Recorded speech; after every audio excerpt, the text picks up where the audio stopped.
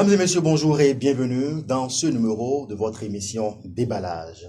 À l'issue des événements malheureux qui ont précédé les élections législatives de 2019 et les présidentielles de 2021 au Bénin, quelques Béninois se sont vus privés de leur liberté. Plusieurs pour leur implication dans les violences et d'autres pour leur opinion publique qui serait défavorable au pouvoir en place. Parmi ces personnes privées de leur liberté à cause de leur opinion publique pendant ces présidentielles de 2021 se trouve Madame Gariat Saka. Sortie de prison le 27 juillet 2022 à 23h, cela faisait le jeudi 27 juillet 2023, un an jour pour jour qu'elle a retrouvé le vent de la liberté. Et justement, nous recevons sur ce plateau ce matin cette dame de fer, Madame Gariat Saka. Bonjour. Bonjour. Merci de répondre à notre invitation. Un plaisir partagé. Je précise que vous êtes membre du parti politique Les Démocrates. Avec vous ce matin, nous allons faire le tour d'horizon de l'actualité politique au Bénin avec justement cette annonce faite par le chef de l'État et au cours de sa rencontre qu'il a eue avec les membres du parti politique Les Démocrates, annonçant justement la libération des étudiants qui croupissent en prison depuis bientôt 2 ans. D'abord, la première question que je m'en vais vous poser est de savoir, c'est qui Madame Gariat Saka? Alors, Madame Gariat Saka, c'est de formation, je suis une spécialisée dans matière de tout ce qui est marketing et développement du marché. Et il faut dire que depuis quelques années, j'essaie de parler au nom du peuple béninois parce que pour moi, il faut que les voix s'élèvent pour dire les choses quand ça ne va pas, et également quand ça va. Donc, Madame Gariat Saka, spécialiste de questions marketing et de développement du marché. Voilà. Dites-nous, très méconnu de la scène politique nationale avant l'avènement du régime en place, qu'est-ce qui vous a poussé à sortir la tête? C'est un peu ce que je viens de dire. Jusqu'en 2016, pour moi, la politique, ça ne m'intéressait pas parce que il n'y avait pas matière de crier parce que pour moi, selon moi, la majorité des Béninois se sentaient bien et le gouvernement du docteur Yahi Boni, même s'il y avait quelques reproches à faire, le côté social était vraiment important à ses yeux. Et donc, il avait du respect et de la considération, beaucoup d'amour pour les Béninois. Le social, en fait, la paix et le pain pour les Béninois était une question assez importante pour lui. Donc, il n'y avait pas vraiment de raison pour que je m'engage dans la politique. Mais aujourd'hui, à partir de 2016, on s'est rendu compte qu'il y avait tellement d'injustices. Il y avait des licenciements à tous égards. On respectait rien. Le peuple béninois était un peuple qui, à partir de 2016, avait commencé à subir une certaine souffrance qu'on a l'impression que c'était fait délibérément, en fait, pour soumettre les Béninois à une vie difficile. Et donc, il fallait, en tant que mère, en tant que mère d'une maman, en tant que mère de famille, il fallait qu'on parle au président, il fallait qu'on passe des messages au président pour attirer son attention sur le fait que il y a quelque chose qui va pas. Il y a que des Béninois qui sont en train de descendre dans un trou. Il y a des Béninois qui de jour en jour ont des difficultés à envoyer les enfants à l'école, à subvenir aux besoins de leur famille parce que subitement se sont retrouvés en chômage parce que les entreprises ont été obligées de fermer leurs structures et que les paysans avaient du mal à joindre les deux bouts. Tellement de problèmes, tellement d'injustices qu'il fallait dire quelque chose, qu'il fallait pas se taire parce que se taire, c'est se rendre coupable également. C'est partager les péchés du système en place. Donc, il fallait qu'on parle, qu'on attire l'attention sur le fait que ça ne va pas et qu'il fallait faire quelque chose. Oui, donc, voilà les raisons qui nous ont poussés à nous lancer dans cette lutte-là. Voilà, c'est vrai que vous vous êtes engagé dans cette lutte, mais l'homme en venant au pouvoir avait dit, voilà, et qu'il vient pour des réformes. Est-ce que pour vous, vous ne voyez pas que c'était le début quand même de beaucoup de choses qui allaient être faites pour quand même corriger certaines choses qui quand même n'étaient pas bien faites, qui, je pense que son prédécesseur avait fait, mais qu'il voulait quand même corriger. Les réformes dont vous parlez, Oui. c'est pour qui? C'est pour les êtres humains. C'est pas pour les cadavres, non pas pour les animaux non plus. On fait les réformes pour améliorer les conditions de vie des citoyens. On ne fait pas les réformes pour appauvrir la population. C'est ce que nous refusons. Nous sommes d'accord pour les réformes. Mais les réformes, c'est pour améliorer les conditions de vie de nos populations. Qui peut me dire aujourd'hui, qui aujourd'hui a vu sa situation, ses conditions de vie s'améliorer sous la gouvernance de Patrice Talon? C'est seulement son clan. Plusieurs personnes vous le diront. Il y a eu l'augmentation des salaires sous le régime du président Patrice Talon. De quel salaire vous parlez? On l'a constaté en 2020, en 2022. Vous ne pouvez pas me dire qu'il y a une amélioration des salaires. Lorsque j'ai des camarades, j'ai des amis qui sont dans la fonction publique.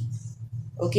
On peut pas me dire que les salaires ont été améliorés, s'il vous plaît. C'est vrai que le SMIC a été amélioré. Mis à part le salaire, beaucoup de choses ont été faites sous ce régime-là. S'il vous plaît. Le président lui-même, la dernière, en fin d'année passée, il a parlé. Oh non, c'est pendant que j'étais en détention d'ailleurs, c'est à Ouida que j'ai entendu quand le président nous parlait du hautement social. Depuis, je suis sortie, mais les conditions de vie des Béninois s'est dégradées, s'il vous plaît. Il n'y a pas eu d'amélioration. Vous pensez selon vous? Je le pense. Et je pense que ceux qui peuvent se taguer aujourd'hui de dire oui, ma condition a changé, c'est ceux-là qui sont autour du chef de l'État. Le Bénin ne se limite pas à ces personnes-là. Le Bénin, c'est plus de 12 millions de personnes. Et quand on prend plus de la grande majorité de ces Béninois souffrent le mal, ça ne va pas. Et vous voulez qu'on se taise, et puis quand vous me dites, non, les salaires, quel salaire a été augmenté? Lorsqu'on vient dans un pays et puis on prend les rênes du pays et puis on supprime comment vous appelez, les primes et par-ci, par-là, comment est-ce que vous voulez que les conditions s'améliorent? Donc, dans ces conditions, on ne peut que parler. Et quand on parle, ce n'est pas pour frustrer quelqu'un. C'est juste pour faire toucher du doigt la réalité que vivent nos populations. Parce que, en fait, vous allez remarquer que le système, contrairement à ce que on a vu avec la gouvernance précédente, celle du docteur Yayi Boni, c'est un système qui ne va pas vers la population. Et le président lui-même l'a dit à la table, il faut savoir soumettre les grands électeurs. Donc lui, ceux à qui il a affaire, c'est les grands électeurs. La population, le peuple béninois ne l'intéresse pas. Et c'est ça, il faut qu'on attire son attention sur le fait que nous, les Béninois, nous comptons et nous voulons compter à ses yeux. Et donc pour cela, on lui fait toucher du doigt que ça ne va pas et qu'il doit revoir les choses. Voilà. Pour vous, le peuple béninois souffre le martyre depuis 2016, depuis l'avènement justement de ce régime qui est en place. Et vous avez sorti la tête pour justement dénoncer des trucs, des choses qui n'allaient pas. Cette tête que vous avez sortie vous a, je dirais, conduit en prison. Le 10 avril 2021, vous avez été déposé d'abord à la BEF, la Brigade économique et financière du Bénin. Ce n'est que le 12 avril que vous avez été déposé en prison à la maison d'arrêt de Ouida, justement. Dites-nous, qu'est-ce qui vous a conduit en prison? Ce qui nous a conduit en prison, c'est notre envie de faire comprendre au président que ça ne va pas. C'est notre envie de faire comprendre au président Patrice Talon que le peuple béninois souffre, que nous, les mamans, nous souffrons, que le panier de la ménagère souffre également, si on peut le dire ainsi. Le panier de la ménagère, ça s'est réduit de jour en jour. Aujourd'hui, nous avons des difficultés à nourrir nos enfants. Quand tu perds ton emploi, et que tu n'as pas la possibilité de te repositionner dans une autre structure, ou que quand tu crées, tu fais les sacrifices qu'il faut pour créer ton entreprise et que du jour au lendemain, tu te retrouves obligé de la fermer parce que ça ne marche pas. Pour que l'économie marche dans un pays, c'est la participation de tout le monde, d'accord? Et il faut de bons salaires, il faut des entreprises qui créent, ok?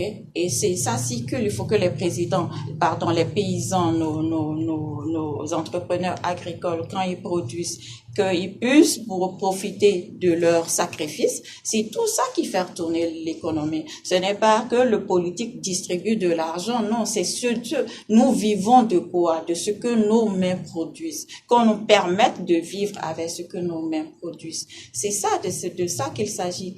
Et nous, on a voulu faire savoir au président Patrice Talon que ça n'allait pas. Et comme ça ne l'arrangeait pas, il fallait faire taire toutes les voix qui n'allaient pas dans le sens de ce que lui, il aurait voulu entendre. Et il faudrait qu'il sache que ce qu'il veut entendre, ce n'est pas forcément la vraie version des choses aujourd'hui. C'est pas parce qu'il s'efforce à ne pas nous écouter que les souffrances n'existent pas. Les souffrances existent, elles sont là.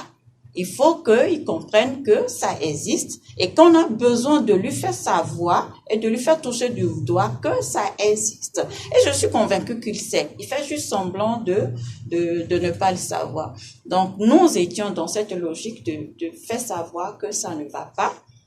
Et la lutte, c'était une lutte pour la paix et le pain. Pour la paix parce que le développement de pays ne peut pas se faire dans un pays qui n'est pas stable. Et dans nos messages, dans tout ce que nous faisons passer comme message, nous parlions de paix et de pain.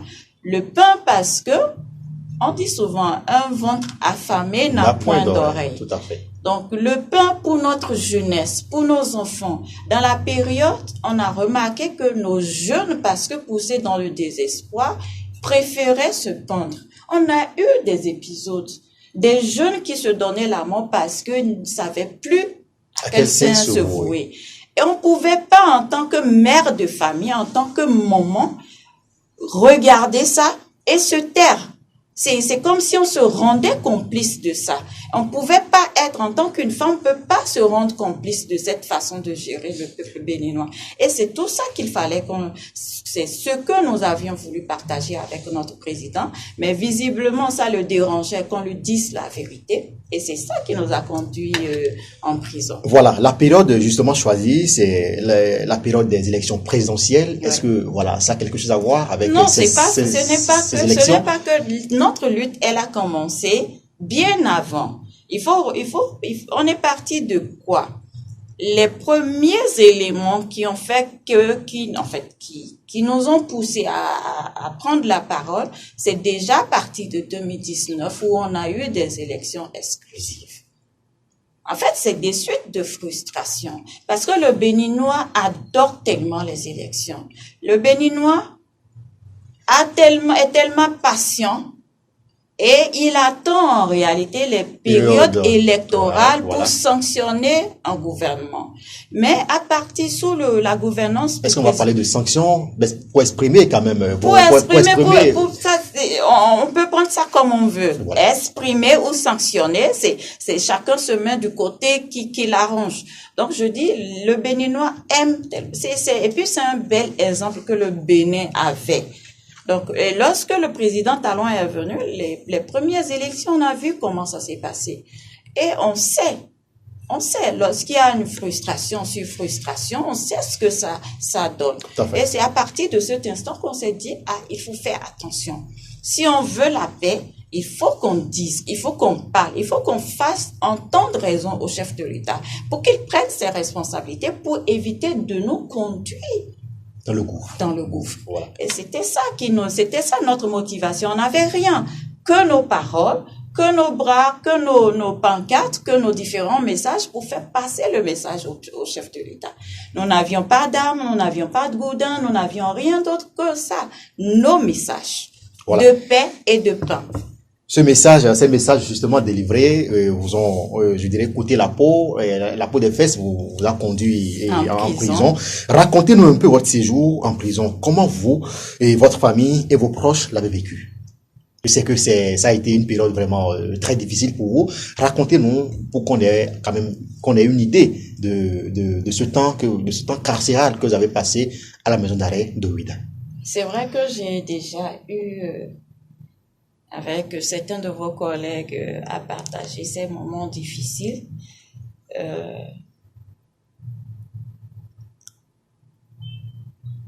Je dirais juste que ça a été très difficile, non seulement pour moi et pour mes enfants. Et comme j'ai l'habitude de le dire, ce qui ne nous tue pas nous rend plus forts. Donc, c'était des moments difficiles et ils préfèrent de les rendre difficiles pour les détenus politiques en réalité. Parce que les régisseurs dans les prisons civiles, c'était pas que moi, c'était tout le monde, tous les détenus politiques arrêtés dans ce cadre-là. Il fallait nous soumettre. Vous voyez aujourd'hui, la ministre Rekia Madougou, jusqu'à aujourd'hui, elle n'a pas accès au téléphone. Elle peut pas appeler ses enfants, elle peut pas appeler les membres de sa famille. Pendant que les autres détenus dans la même cour ont accès au téléphone. Comment vous pouvez justifier ça? Moi, je l'ai subi, j'ai vécu ça. Vous êtes dans la même cour, la cabine téléphonique, elle est là, mais l'information, c'est que Madame Saka n'a pas le droit de téléphoner.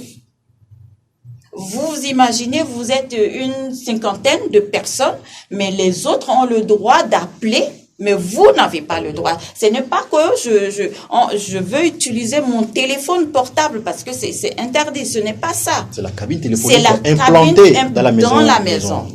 Mais c'est dire, tous les autres peuvent appeler, mais Madame Saka n'a pas le droit de téléphoner. Vous voyez, c'est des petites choses que vous subissez, mais qui sont, c'est tellement frustrant, ça fait mal. Mais pourquoi cette exclusion? Pourquoi cette punition? Au nom de quoi? Au nom de la politique? Pourtant, je n'ai pas tué. Pourtant, je n'ai pas volé. Pourtant, je suis pas allée agresser quelqu'un. Juste parce que j'ai dit ce n'est pas bon. Juste parce que j'ai dit attention, là où on va, c'est pas bon. Prudence. Juste ça. Et vous imaginez?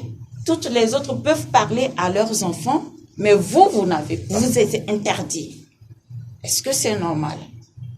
Est-ce que c'est normal dans un pays où on parle de démocratie? Vous voyez, c'est des frustrations que nous vivons, on a vécu tout le temps. Mais ce qui est important, comme je le dis. Et votre famille, comment votre famille a vécu ces moments-là avec vous? Comme vous venez de le dire, l'accès au téléphone était très compliqué. Comment le contact est resté entre vous et la famille? Ça a été aidé pour la famille, surtout les enfants, parce que ce n'est jamais pareil pour les adultes et les enfants. Tout à fait. Les enfants se posent toujours des questions. Donc, ça a été très difficile pour les enfants également de gérer cette période-là. Mais bon, Dieu aidant, comme je le dis, ce qui ne vous tue pas vous rend plus fort. Aujourd'hui, j'ai retrouvé mes enfants plus sages, c'est vrai, ils ont grandi entre-temps, mais je les ai retrouvés en grande forme, en pleine forme, et plus sages, donc je ne peux que rendre grâce à Dieu. Vous sortez de prison, cela fait déjà bientôt 1 an que vous avez recouvrir un peu plus d'un an, voilà, votre liberté. Est-ce que la Gariat d'hier est la même aujourd'hui après votre sortie de prison? Non, la Gariat d'hier ne peut pas être la même. Elle est convaincue. C'est une Gariat qui sait que ce qu'elle fait, c'est ce qui doit être fait. Donc, je suis restée la même personne. La même personne. Quand je parle de la même personne, c'est vrai, je peux dire, j'ai grandi, j'ai mûri, j'ai pris beaucoup plus d'assurance, d'accord. Et ma position, oui, parce que c'est cette lutte qui mérite. Il faut qu'on la fasse parce que si on la fait pas, personne d'autre ne viendra la faire à notre place. Donc, Garia Saka, elle est dans la lutte pour que et l'hier, la prospérité partagée pour tous les Béninois, sans exception, pour qu'on ait la paix et que nos jeunes puissent vivre heureux. Vous avez des jeunes parents aujourd'hui qui souffrent sérieusement à subvenir aux besoins de leur petite famille. Et quand je vois ça, des jeunes frères à moi, ça me fait, j'ai mal. C'est pas des jeunes qui ne veulent rien faire. Ils se battent, ils s'accrochent, mais c'est tellement difficile que c'est dur à vivre. Donc, je voudrais inviter le chef de l'État à plus d'amour pour ce peuple béninois. On va y arriver. Il a porté à la tête de ce pays à plus de 65%. C'est parce que les Béninois l'aimaient. Voilà. Donc, qu'il leur retourne cet amour-là. Vous faites partie justement des plus grands défenseurs des détenus, exilés politiques et surtout des jeunes étudiants en prison. Dites-nous pourquoi cette lutte?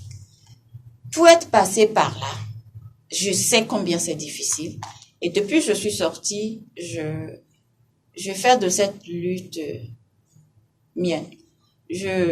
Tant que c'est détenu, tout le monde sera pas libre. Ça va être difficile pour moi de vivre en paix. Il faut que le président Patrice fasse ce geste-là. Hier encore, on a fait une prière et au plus profond de moi, j'ai dit, Seigneur, faites quelque chose. Touchez le cœur de notre président. Le plus beau cadeau que j'espère avoir, c'est que tous ces détenus-là, les jeunes étudiants, les jeunes artisans, nos jeunes petits qui sont là, et notre sœur Ekiamatoukou, Joël Aïvo et tout le monde, qu'ils puissent être chez eux avant les fêtes de fin d'année. Vous pouvez pas imaginer combien ça va être très, très, très bon. Ça va être des moments formidables. Et vous savez, ce bonheur-là qu'il pourrait, je parle du chef de l'État, qu'il pourrait apporter à la grande majorité des Béninois, il ne peut pas savoir combien ça va lui faire du bien à lui-même. J'ai foi, je garde l'espoir que d'ici fin décembre, qu'il va faire ce qu'il faut, qu'il va nous apporter. Pour une fois, il peut se tarer de dire, ouais, j'ai rendu heureux mon peuple béninois. J'ai apporté du bonheur à ce peuple béninois. C'est vrai, je leur ai dit de serrer les ceintures. Je les ai affamés, je les ai torturés. Hein? Je les ai envoyés à la criette. Mais pour une fois, il peut se targuer de dire, oui, j'ai fait quelque chose de bien pour ce peuple. Et c'est ce bien-là, c'est de ça qu'il s'agit, c'est ça qu'on veut de lui. C'est ce que nous attendons de lui. Et il verra qu'il va vivre heureux. Je suis sûr que quelque part dans son cœur, il souffre. Vous pensez qu'il souffre? Il souffre. Le président, il souffre. Il n'est pas heureux. Quand je le regarde, oui, je sens qu'il n'est pas heureux. Et il verra que quand il va faire ça là, il sera tellement content. Il va se dire, mais qu'est-ce qui m'arrive? Pourquoi cette joie m'anime? Et c'est à cette joie-là que je l'appelle. Et je sais qu'il en est capable. Voilà. Il est reproché à ces détenus, à ces exilés politiques, plus bon nombre de choses. Et le chef de l'État a été clair. Il dit, si quelque chose vous est reproché, vous êtes appelé à répondre devant la justice parce que vous n'avez pas affaire à moi, mais avec la justice béninoise. Monsieur le journaliste, moi je pense que on a déjà passé cette étape-là. On a déjà fini avec toute cette, ils ont fait quelque chose, ils n'ont pas fait quelque chose. Nous savons que ça, c'est un problème politique. Voilà. Et ce n'est que des solutions politiques pour régler un problème politique. Et la seule personne aujourd'hui qui peut régler ce problème, c'est le président Patrice Talon. Et il faut qu'il le fasse pour le bonheur, non seulement pour son bonheur à lui, mais pour le bonheur du peuple béninois. Vous savez, quand on est heureux, oui. Je prends juste l'exemple d'un couple. Vous savez, c'est pas voilà, je prends l'exemple d'une mère et de son fils. Tout à fait. D'accord? Oui. Vous imaginez quand vous donnez un bonbon ou 1000 francs ou 500 à votre enfant, le bonheur que vous créez en lui. La joie. Joie que vous créez, vous mettez. J'ai un de mes, c'est un papa pratiquement. Il m'a donné un conseil il y a un moment, il y a très longtemps. Il dit, quand tu sors et que tu rentres, reviens avec tes fruits à tes enfants à la maison. la façon de t'accueillir, c'est important. Et c'est ce geste-là que nous attendons de notre président. C'est parce que nous savons qu'il est capable de le faire que nous attendons cela de lui. Espérons quand même, voilà, et cette grâce que vous attendez de Patrice Talon à l'endroit de ces détenus et exilés politiques. Et récemment, vous avez écrit une lettre ouverte à l'endroit du chef de l'État, Patrice Talon, pour demander la libération des étudiants mis en arrêt qui croupissent en prison, et ceci dans le cadre des élections passées dans notre pays. Le chef de l'État, lors de son échange avec les membres du parti politique Les Démocrates, a promis de libérer ses étudiants. D'abord, quel est le sentiment qui vous anime à l'annonce? Non, on est super heureux pour nos jeunes frères étudiants qui sont là, et nous passons par ce canal pour lui dire un grand et sincère merci pour ce geste d'amour. C'est un geste d'amour que nous appelons avoir également pour les autres qui sont encore en attente. Et donc, un sincère merci pour ça. Et comme je le disais la dernière fois, c'est vrai, il va les libérer. Il a donné les instructions au ministre de la Justice pour prendre les dispositions pour les libérer. C'est vrai, ça fait bientôt une semaine que les instructions ont été données. Je crois que c'était lundi dernier. Voilà, demain, ça fera une semaine. Demain, ça fait une semaine. Et nous espérons que entre demain, lundi et le vendredi prochain au plus tard, que le vendredi 8, que nos jeunes frères seront effectivement au dehors. Parce que ce dossier, comme on l'a dit, c'est un dossier politique. Les instructions ont été données. Il n'y a pas grand-chose à faire que de la paperasse. Donc, qu'ils le fassent très rapidement pour que on puisse retrouver nos frères dans leur famille et dans leurs différentes familles. Maintenant, je reviens sur l'autre élément qui continue de nous peser en réalité, qui continue de nous faire souffrir. C'est les mots du président. J'avoue que quand j'ai suivi, j'ai pas dormi. On va revenir sur la question, notamment cette question liée à la candidate Rekiata Madougou. Voilà, pas question de gracier Madame Rekiata Madougou. Le chef de l'État, Patrice Talon, a été clair à ce sujet. Qu'est-ce que vous en dites? Le peuple béninois, on a tous été choqués. On a tous été choqués parce qu'un père de famille ne dit pas ça. Un père de famille qui aime ses enfants ne dit pas ça. Même quand tu as envie de leur tirer les oreilles, il y a une limite à ne pas dépasser. Bon, on peut encore dire, bon, c'est des choses qui arrivent, mais ce qui est important, c'est ce qui va arriver demain. C'est vrai, il a dit ça, on a entendu. Le monde entier a entendu. Ça a fait mal à tout le monde. Ça a même empêché certains de dormir. Parce que tellement c'était dur à digérer. C'était dur pour vous? Oui, ça a été très dur pour moi. Pourquoi? Dur parce que, comme je viens de le dire, un chef de famille ne dit pas ces choses-là. Le pardon ne peut pas être une erreur. Le pardon ne peut pas être une faute. Le pardon est divin. Et ce qui est divin est de nature bon. Le pardon, il est divin, donc il est de nature bon. Il peut pas être une erreur. Donc, je me dis, je prends sur moi, et en disant, bon, c'est des choses, c'est des erreurs qui peuvent arriver. Mais ce qui est important pour moi, c'est que nous prions Dieu. Ce Dieu-là qui nous donne la force de pardonner malgré les blessures, malgré les souffrances, que le Seigneur touche le cœur de notre président Patrice Talon pour qu'il accepte le pardon, pour qu'on puisse avancer. Il faut qu'on tourne cette page-là. Au cours de cette rencontre, Patrice Talon a dit, et voilà, je pourrais pardonner si c'était des gens qui avaient tenté à ma vie, mais aux gens qui ont voulu incendier le pays, le pardon n'est pas possible. Et c'est justement ce peuple-là. Ce peuple qu'il veut, il est en train de vouloir protéger. C'est ce même peuple qui lui demande pardon. Et pourquoi il refuse? Il dit, si c'est lui, il n'y a pas de souci, il pardonne. Mais si c'est le peuple que lui défend là, qui ne refuse, mais c'est le même peuple là qui lui demande de pardonner. Et pourquoi il refuse? Ça ne tient pas, ça ne tient à rien. Mais je veux qu'ils comprennent que c'est ce peuple-là qui demande. C'est fini.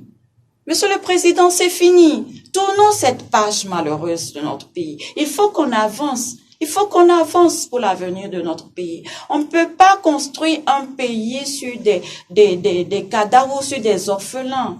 On ne peut pas compter sur des orphelins ou des prisonniers pour développer un pays. Il faut qu'on avance, Monsieur le Président. Et je sais que vous en êtes capable. Faites-nous ce beau cadeau-là de fin d'année. On ne veut plus rien. On veut rien d'autre que ça. Rien que ça.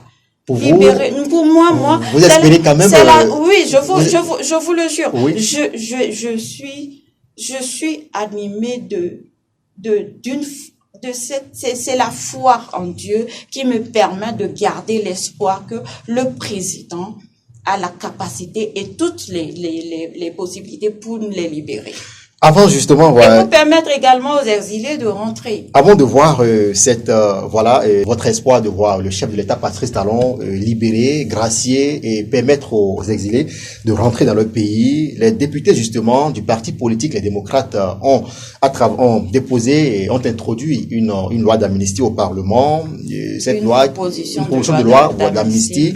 Alors, pensez-vous que cela va aboutir quand on sait ce que le chef de l'État a déjà dit à ses membres du parti politique, les démocrates? Oui, moi je pense qu'aujourd'hui, le Seigneur nous donne la possibilité, le Seigneur donne la possibilité aux députés de la mouvance de jouer leur partition.